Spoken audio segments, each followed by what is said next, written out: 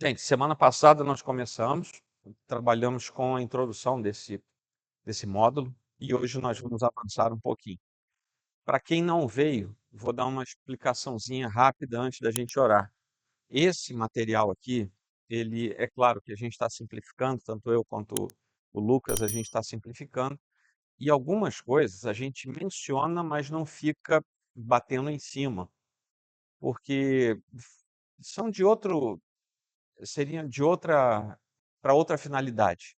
Tá? Então a gente menciona, mas se vocês tiverem alguma curiosidade sobre algo assim que passa por cima, e depois vocês falem com a gente, tá bom? Gente, nós estamos tratando aqui do princípio da revelação. Obviamente que não é aquela revelação que os irmãos pentecostais buscam, a revelação transcendente, vamos dizer assim. Mas revelação é o processo pelo qual Deus diz quem ele é e a que ele veio. Tá? Trocando em miúdos. E ele faz isso de diversas formas. Ele começou falando, falou para Adão, falou para os primeiros servos, né? Ainda numa conjunção de relação com ele diferente. Depois falou para Abraão, falou para os patriarcas, e ele, depois de um certo tempo, a partir de Moisés, ele ordena que aquilo que ele fala também seja registrado na forma escrita. Mas ele não para de falar, ele vai falando e mandando escrever durante muito tempo. Até que chega um certo tempo em que ele registra o fim do material escrito, que a gente vai ver isso lá na frente, a gente estava conversando sobre isso aqui agora, eu e o Lucas, a gente vai ver lá na frente como é que fecha esse contexto de informação que a gente chama de cânon, que nós conhecemos como Bíblia. Então, essa é a ideia dessa primeira fase. Mostrar o que Deus manifesta como revelação e como o ser humano vem acolhendo isso. A gente, na introdução da semana passada, viu que isso ia gerar conhecimento, que eu corrigi, botei o nome hoje que eu tinha posto errado na semana passada. Então, conhecimento, para nós chegarmos ao conhecimento, tem uma doutrina dentro da filosofia que tem um nomezinho feio aí, epistemologia, é quando você tem a ciência do conhecimento sendo travada. E aqui, Deus trabalha conosco no processo da epistemologia. Por isso que lá na frente, eu repito, já falei isso antes, o próprio Senhor Jesus diz: e conhecereis a verdade vos libertará. O processo de conhecimento de Deus passa o processo da libertação que Deus nos dá passa por conhecermos o próprio Deus. Então vamos avançar aqui. Está dando para ler? Tá, né?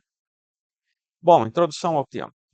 A filosofia e a teologia estão inseridas na história. E se hoje vocês veem algum tipo de rusga entre essas ciências, teologia é uma ciência, tá? A gente tem método, a gente tem finalidade, a gente tem tudo que tem uma ciência, e filosofia também.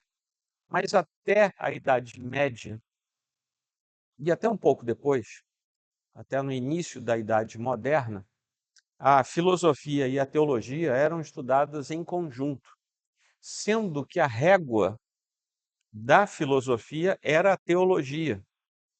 Então, as duas andavam juntas, porque elas não se dissociavam na sua finalidade.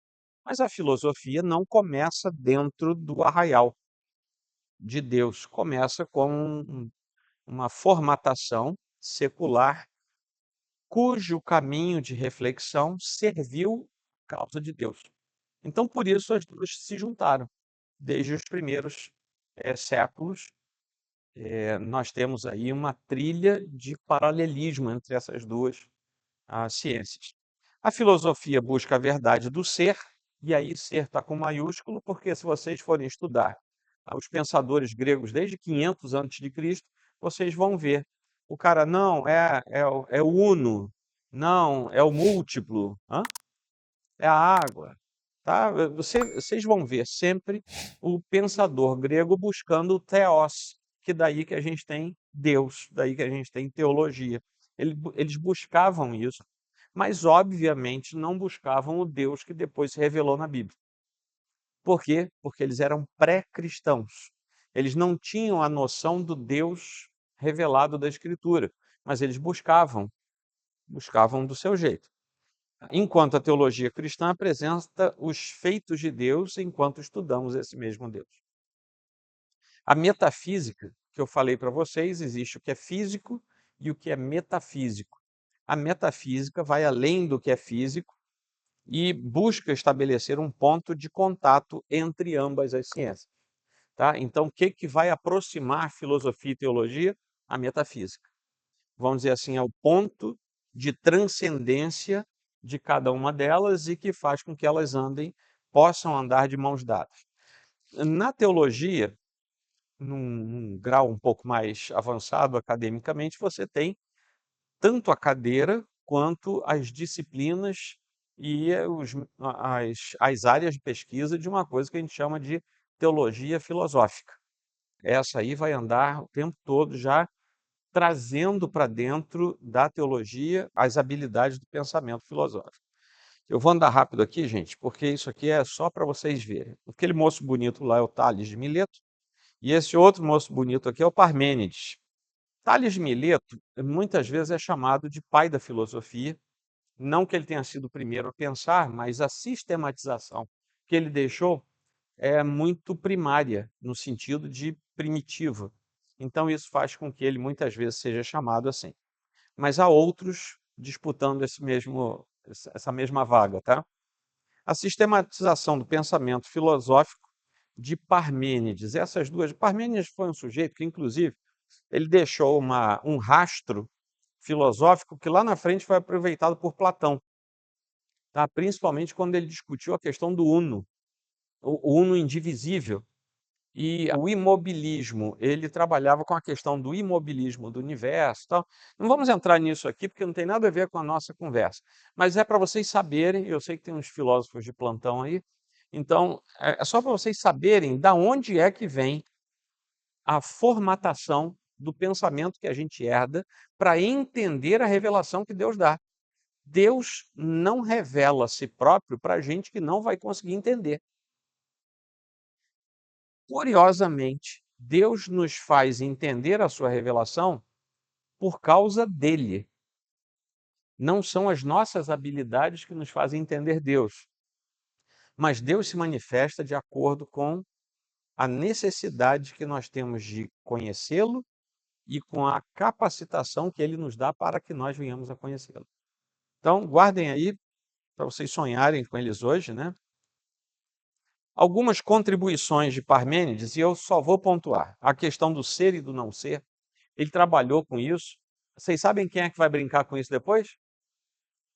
William Shakespeare. Né? Ele vai brincar com essa ideia do ser e do não ser, que Parmênides não deixou uma frase ser ou não ser. Ele deixou o conceito do ser ou não ser, e Shakespeare, muito sagazmente, transforma aquilo numa frase icônica que ficou aí até hoje. Né? Você pode nunca ter lido nada do Shakespeare e sabe que essa frase é dele. Né? Diferença entre realidade e aparência. E aqui, depois, Platão vai aproveitar isso aqui também para estabelecer o processo dos mundos, o mundo ideal e o mundo real, né? O mundo físico e o mundo metafísico, que o cristianismo vai entender muito bem e colocar sobre esse carrinho de pensamento a ideia da transcendência eterna. A gente conseguiu entender isso por causa desse caminho que foi aberto. E o ser como única realidade possível. Ou seja, tudo aquilo que é só é porque é possível ser aquilo que é. Tá? Senão, não é. Vamos embora. Mas é isso mesmo. Tá? Só que disparou aí. Vamos lá para as origens da metafísica. E por que isso nos interessa, gente? Porque nós trabalhamos enquanto religião. Nós somos uma religião que não se pauta apenas no que vê, não se pauta apenas no que sente. Nós não somos sensoriais sensitivos, embora sintamos as coisas. Nós somos focados em algo que para nós ainda está na transcendência, na metafísica, muitas vezes. Então existia uma investigação filosófica da realidade. qual é a realidade? O que eu vejo ou o que eu creio que pode existir? E aí vem outros dois moços, né? Esse de vermelho aí é o Heráclito e o de baixo é o Xenófanes, que começam com os questionamentos iniciais a respeito dessa realidade, a realidade palpável, visível, sensorial e uma realidade que ainda não é perceptível. Qual das duas é real? Uma delas não é real? Por exemplo, quando a gente chega na modernidade, os ateus vão dizer que uma delas não é real. Por que que um ateu diz que uma das possíveis realidades não é real, não é verdadeira? Porque se ele subtrai a possibilidade de que haja algo real que não seja sensorial e visível, entendeu? Então, a filosofia nos ajuda a entender, inclusive, aquilo que a gente não gosta. Parmênides, né, o nosso amigo antes, ele faz então uma distinção. Gente, eu estou lá para o século V antes de Cristo, vindo até um pouquinho mais perto, tá? Mas eu me pautei mais nos pensamentos do que na cronologia. Ele distingue entre verdade e opinião. E isso faz com que também se abra uma porta nova para reflexões futuras. Aí, já agora, bem depois, passados, é, vou arredondar aqui, 2000 anos, né, de antes de Cristo até Kant, Immanuel Kant, passados 2000 anos, nós temos esse sujeito aqui que foi aquele que se debruçou para estudar a relação do conhecimento pleno de Deus. Entre tantas outras coisas que ele estudou, ele quis entender Deus a partir do processo de arrazoamento. Da onde ele tirou isso? Dos filósofos gregos, que se debruçavam sobre o ser, se debruçavam sobre o uno, sobre o imobilismo, se debruçavam sobre essas coisas para entender e para descobrir se havia Deus e quem era Deus. E depois eles pararam com o ser. Eles só queriam saber quem, como. Tá? Eles não tinham mais dúvida, os pensadores gregos foram eliminando essa dúvida. Kant também não tinha dúvida sobre Deus, mas ele queria um caminho para mostrar Deus, que não fosse o caminho da religião, mas o caminho da filosofia. Não preciso dizer para vocês que, óbvio, que um dia ele chegou à conclusão que não dava. Ele levou cerca de 30 anos pesquisando, escrevendo. O bom disso é que ele escreveu um monte de coisa legal. Então, se você quiser ler Kant, é uma boa leitura. Não absorva tudo, que aquilo não é a Bíblia, mas pode ler. Tá? A única coisa que você absorve tudo é a Bíblia. Aí você pode absorver até as genealogias, que está bom. Mas Kant deixou muita contribuição. E duas perguntas ficaram, uma para antes e outra para depois dele, por causa dos escritos dele. A primeira pergunta, antes dele, o que é a realidade que nosso pensamento conhece? Vocês notaram que ele foi beber na fonte do cara lá? E ele então estabelece um princípio pelo qual ele chega à ideia de que o conhecimento é uma relação entre o objeto e o sujeito. Existe uma relação que faz com que o conhecimento se estabeleça ali. E ele, a partir de então, ele faz uma adaptação dos conceitos de metafísica para o nosso tempo. Se lá atrás os pensadores gregos nos ajudaram a pensar, agora, que a gente já está, agora, 300 anos atrás, nós vamos ver que os pensadores tentaram, não Kant necessariamente, mas o que veio depois, os pensadores tentaram nos fazer parar de pensar. E aí a gente olha para os nossos dias e a gente vê como isso é real. O contexto da metafísica foi alterado. E a partir de Kant, e eu não sei se eu boto isso na conta dele ou se ponho isso na conta da escola dele e de quem veio depois, mas a partir de Kant, a metafísica sai dele, daquele ser que se buscava, e se aproxima demais do ser humano. E ao se aproximar demais do ser humano, o ser humano deixa de olhar para Deus e começa a olhar cada vez mais para si mesmo. Então a transcendência passa a ocupar algo dentro de nós, que no começo você pode achar legal. Poxa, bacana, o Espírito Santo não veio morar na gente? Então deve ser disso que ele está falando. Não era bem disso. E a pergunta depois, que é a segunda: nosso pensamento pode conhecer a realidade? Ou seja, quando a gente pensa, o nosso pensamento. Você já parou para pensar o que é o seu pensamento? Alguém já parou? E você já se pegou sem pensar? Pois é, esse nosso pensamento, que é ininterrupto, ele nos ajuda a conhecer a realidade? E o pensador clássico? Eu penso, logo existo. Como é que fica isso? Então, a partir daí, existe a transição do objeto para o sujeito, ou seja, o conhecimento, ele deixa de transcender e ele vai se alojar. E a metafísica se torna não mais o objeto do estudo, mas uma teoria que vai servir ao conhecimento. Foi essa mudança que fez com que nós, somos ocidentais, começássemos a perder o rumo da história. Eu falei, não sei se eu coloco isso na conta de Kant ou na conta de quem veio depois, como tem um monte de gente que acusa Tomás de Aquino de algumas coisas, eu digo, não, gente, se você olhar o material dele, não foi ele, foi quem veio depois, porque o cara era fora da curva. Ele pegou aquilo ali e trabalhou bem, até morrer. Quando morreu, pegaram o negócio e trabalharam errado. Então deu, o pessoal diz aí, deu ruim, né?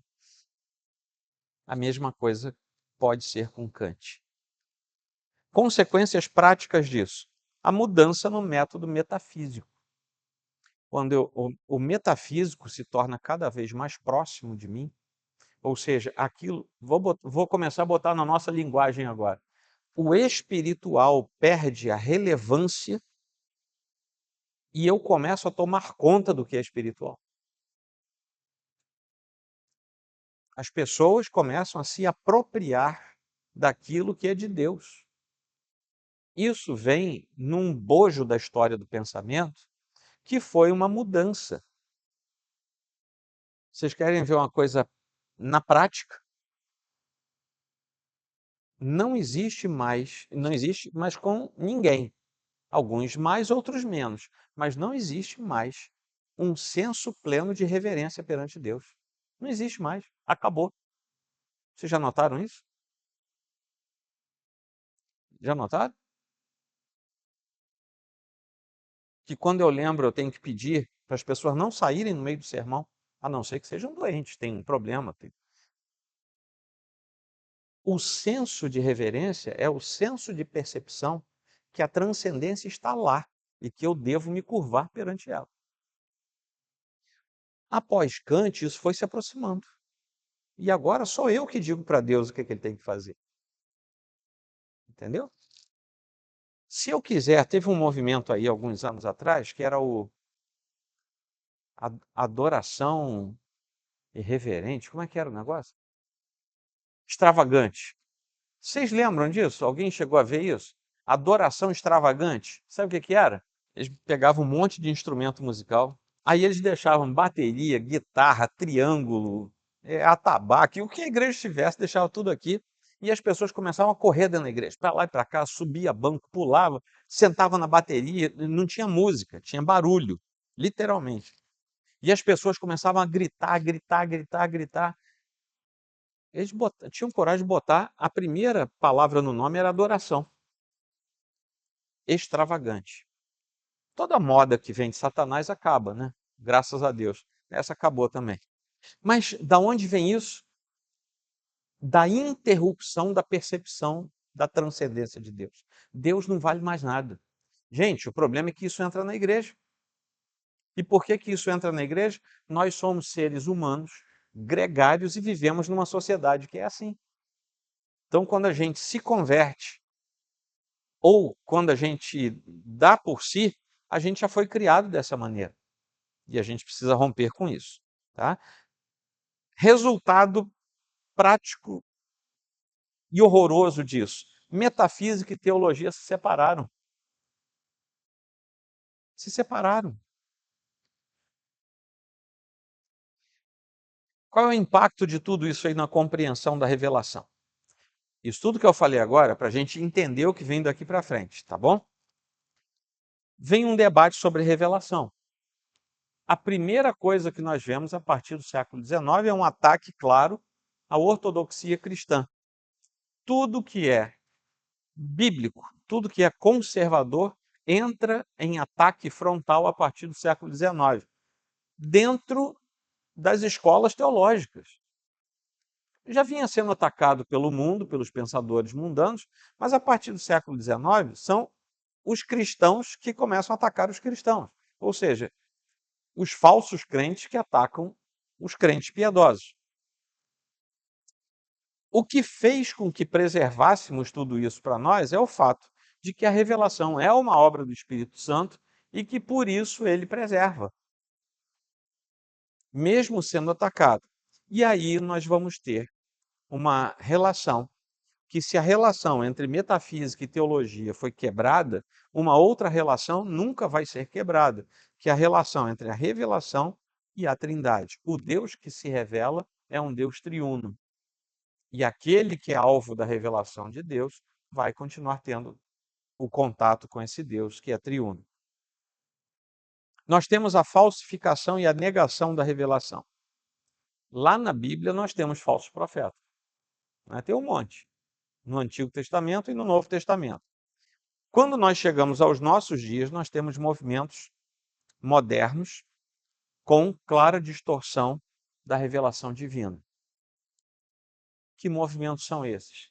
Aqueles sectários e aqueles dentro das igrejas, que às vezes são sutis, mas que vão trabalhando. E às vezes não trabalham no sentido de bater de frente com uma doutrina. Às vezes vêm inserindo hábitos, inserindo costumes que são da alienação do mundo dentro da própria igreja. Como é que isso acha lugar na igreja? Porque a gente desmontou a nossa capacidade de reflexão sobre a palavra de Deus.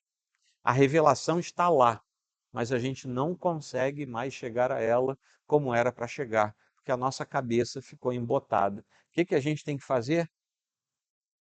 Descobrir isso, que é o que a gente está fazendo aqui.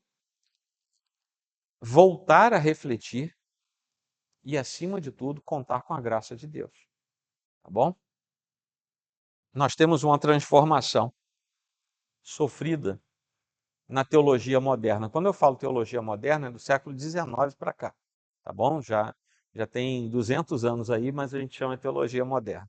Por que eu falo século XIX? Porque foi quando nasceu a teologia liberal, tá? Que foi uma destruição intentada da verdadeira e sã doutrina de dentro para fora da igreja. É como um câncer, sabe? Destrói de dentro para fora. A teologia liberal é isso. Então nós temos agora reconstrução da revelação sob novas perspectivas. Algumas boas, outras não. O que a gente vai fazer? Se Deus levantou gente para nos mostrar, como eu falei para vocês semana passada, os modelos da revelação que nós podemos usar para estudar, e aí eu falei do Everdulce para vocês, nós vamos estudar, porque isso é ferramenta que Deus nos dá para a gente retomar o caminho. Tá bom? E nós precisamos refletir sobre a autonomia humana diante de Deus, que foi pela busca dessa autonomia que todos esses processos se colocaram e a gente foi se afastando de Deus, da revelação de Deus.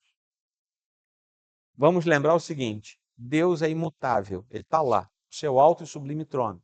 A sua revelação já foi concretizada, ele já deu toda a sua revelação. A revelação continua lá, está aqui. Mas nós, seres humanos, fomos nos cegando e ensurdecendo. Isso não é de agora. Mas uma vez que a gente descobre isso, a gente tem que tratar da cegueira e da surdez. E a gente trata disso diante do Senhor. Autonomia é a junção de duas palavrinhas do grego, autos, nomos. Nomos é lei, tá? E autos é da própria, então a própria lei. Já falei isso aqui do púlpito para você. Autonomia aqui não é você que trabalha por conta própria e tem lá seu MEI, não é isso. É aquele ser humano que quer ter a sua própria lei, vindicando um espaço que seria da lei de Deus. A centralidade das Escrituras precisa voltar, porque nós vamos estudar a Bíblia daqui a algumas semanas, estudar a questão da Bíblia, antes de entrarmos em interpretação. Mas é a palavra de Deus que aponta para os feitos e fatos divinos e vai nos dar a própria interpretação. A Bíblia interpreta a Bíblia. Na Bíblia, nós encontramos a resposta para tudo aquilo que Deus revelou e que pode estar embaçado aos nossos olhos hoje.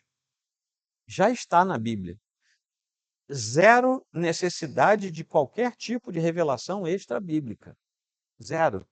Porque toda a revelação dos desígnios de Deus está contida na Escritura Sagrada. Então, a Bíblia aponta para a própria Bíblia e ela mostra a resultante, ou seja, a resposta das dúvidas que eventualmente nós tenhamos. Temos ainda muitas dúvidas.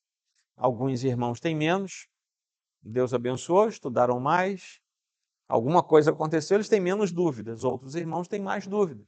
O corpo de Cristo é feito de um ajudando o outro, por isso que a gente anda junto. Tá bom? Confiabilidade da linguagem e sua relação com a fé.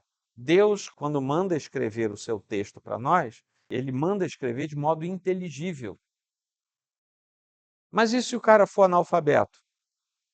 A Bíblia só é lida de 500 anos para cá. Antes disso, a Bíblia só era ouvida. A Bíblia foi feita para ser ouvida.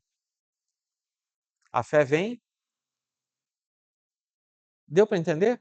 Nós lemos a Bíblia porque temos um bônus. Nós vivemos no tempo em que temos uma Bíblia em tudo quanto é lugar. Inclusive aqui tem uma montoeira de Bíblia.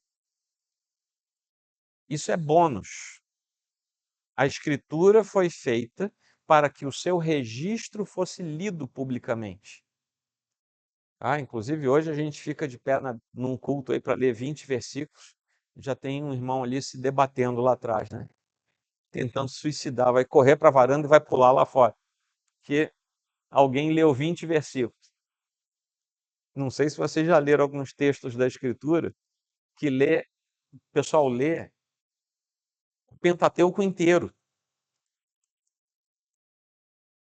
Reúne o povo, sol escaldante, começa de manhã, vai terminar quando? Quando terminar o rolo. Se o cara lê devagar, tá todo mundo lascado, né? Tinha um rolo com o rei e um rolo no templo. Ou seja, só tinha duas Bíblias para a turma toda. E aqueles rolos eram lidos publicamente.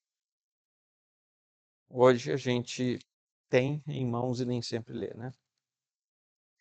Aí vem Cristo e a autoridade da revelação. Cristo é a própria revelação encarnada, porque ele é o Logos encarnado. E nós temos a necessidade de pensar sobre Cristo numa distinção com as palavras sobre ele. Uma coisa é Cristo, o Logos vivo encarnado. Outra coisa é o que se fala do Logos vivo encarnado. Então nós temos que recorrer à própria Escritura, ver o que falam de Cristo e depois ver a manifestação do próprio Cristo. Mas toda a Escritura é inspirada por Deus. E a Escritura, então, como testemunho fidedigno da revelação. Como é que eu sei qual é a revelação de Deus? É o que está entre Gênesis e Apocalipse. Conclusão. Temos alguns desafios, irmãos. Alguns desafios que são advindos do fato de nós termos conhecimento chegando. O problema da autoridade da revelação. Quando a gente chegar lá na frente, a gente vai ver que a Escritura tem autoridade, inerrância, total suficiência. Que Escritura é essa? É a NAA que a gente usa? É a NVI que você lê em casa? É a ARA que você tem guardada lá no seu armário? E aí? Como é que funciona isso? Nós temos hoje um problema que é o da relativização da verdade numa era hipermoderna. A pós-modernidade relativiza e na hipermodernidade você se aproveita da relativização para hedonizar o seu senso de natureza. Então, se você relativiza, inclusive, o processo moral, pós-modernidade, você pode querer, sem nenhum problema de consciência, qualquer prazer que seja. Então, cada era dessa vai soltando mais um gatilho. Por que é que isso é possível? Lá atrás, no tempo de Kant, a metafísica mudou. Quando ela muda, não é assim. As pessoas, Kant falou isso, vão mudar. Não, não é assim. Você tem 2, 3, 4, 10 gerações passando por um processo de adaptação, de transformação, até que um dia aquilo se torna natural. Algumas coisas são planejadas, que não foi o caso dele, não, tá? Ele só estava refletindo lá. Mas algumas coisas são planejadas, outras não. A dicotomia entre bem e mal, que depois desembocou na contenda entre razão e fé, ciência e fé, começa com Tomás de Aquino, o andar superior e o andar inferior que ele estabelece, que ele foi beber isso lá na fonte ainda dos gregos. Tenho certeza que ele não previa que nós fôssemos chegar ao que chegamos hoje. Não foi planejado. Outras coisas são planejadas. Aí a gente precisa saber o que. Agora, sendo ou não planejado, a gente vai ter que lidar com as consequências, né? A receptividade e resistência da cultura ocidental ao cristianismo.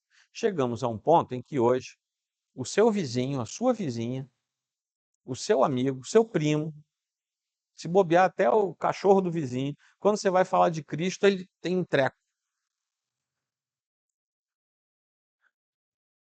A pessoa não sabe quem é. Ela não sabe quem é Cristo. Mas ela já tem uma repulsa natural. Aí tem duas explicações. A primeira é do pecado mesmo. Aquele que não tem Cristo, ele não quer Cristo, né? Pela natureza humana, ele não quer.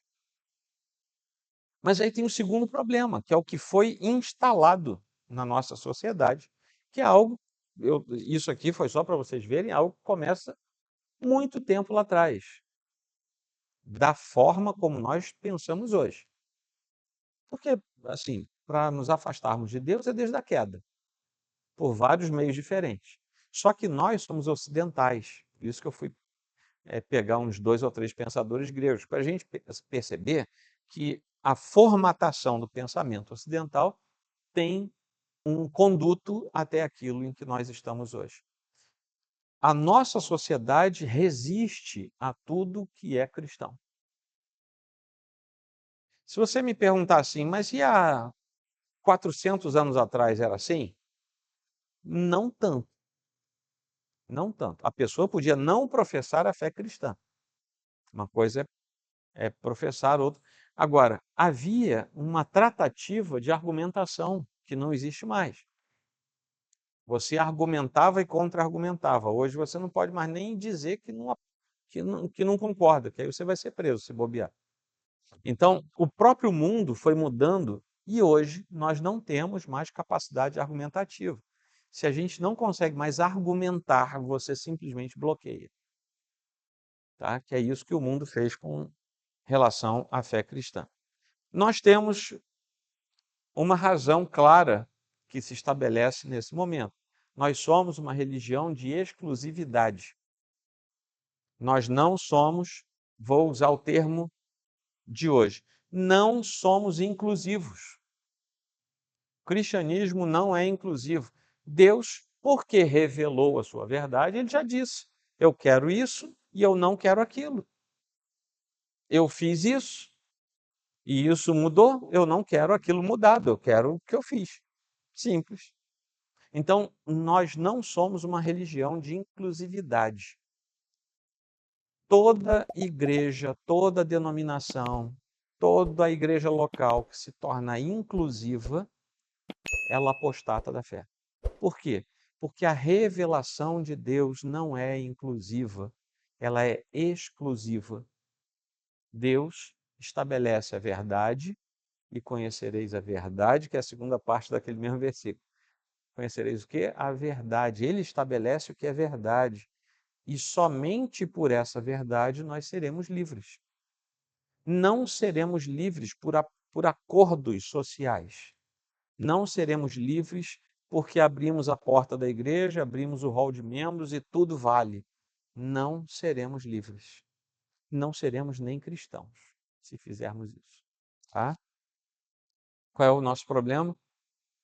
Diferentemente daqueles 200 anos atrás que eu falei, o mundo, a sociedade é totalmente inclusiva e bate em quem não é.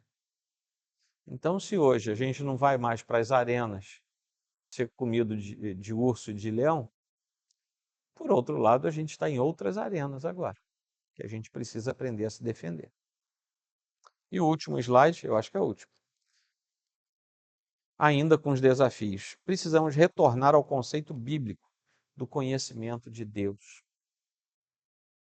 A gente olha para aquilo que os pensadores deixaram, tem muita coisa boa para nos ajudar a pensar. Mas o conteúdo é o que está na Bíblia. O conteúdo é o da Escritura. Por isso que a gente precisa deixar a Bíblia e a própria fé como centro da nossa vida. A Bíblia responde qualquer coisa para a gente. Aí vem um fariseu pós-moderno e diz assim, a Bíblia não tinha telefone celular. Né? A Bíblia responde todas as nossas demandas morais e conjecturais. Naquele tempo também não tinha carro, não tinha avião, mas nós somos cristãos. E os princípios do porquê nós somos cristãos, nós aplicamos a qualquer coisa. Tá? É por isso que a gente diz assim, na Bíblia não tinha namoro, era outra cultura. Mas como é que crente namora? Os conceitos estão lá na Bíblia. Tá? É isso, são os conceitos que nos regem. Conceitos modernos de revelação refletem o ser e a autoridade de Deus? O que vocês acham? Vocês lembram de algum conceito moderno? Bom, gente, conceitos modernos de revelação são todos aqueles conceitos que subtraem da Escritura a autoridade para mostrar quem é Deus. Aí são pessoas que se dizem cristãs, se dizem pastores, e vocês sabem que eu tenho a minha listinha, né? Ela está aumentando. Daqui a pouco eu vou ter que escrever um papiro, né? Mas são pessoas que se arvoram o direito de se chamarem de cristãos, mas não são. E essas pessoas têm o hábito de cutucar exatamente na teologia da revelação. Por quê? Se você aprende errado a respeito de Deus, o resto inteiro vai errar. Porque, afinal de contas, quem revela é Deus. Se Deus revelou aquele desvio que eles defendem, o resto inteiro vai ser desviado. Entendeu?